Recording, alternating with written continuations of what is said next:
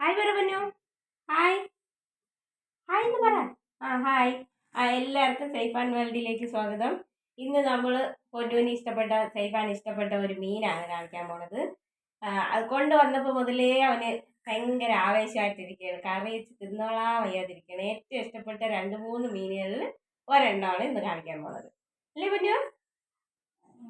എടുത്തോണ്ടേ. ഇതാണ് ആ മീന്. കണവ. ഇരിക്കില്ലേ? കണവ, കൂന്തലെന്ന് പറയും. നമുക്ക് ഇത്രയും വലുത് ഇവിടെ അങ്ങനെ കിട്ടാറില്ല. നമ്മൾ വിഴിഞ്ഞത്തൊക്കെ പോയി വാങ്ങിച്ചുകൊണ്ട് വരികയാണെങ്കിൽ മാത്രമേ ഇത്രയും വലുത് കിട്ടുള്ളൂ. അപ്പം ഇന്ന് മീൻകടയിൽ കൊണ്ടുവന്ന് അങ്ങനെ കിട്ടിയതാണ്. പൊന്നുവിന് ഏറ്റവും ഇഷ്ടപ്പെട്ട ഒരു മീനാണത്. അല്ലേ പൊന്നു?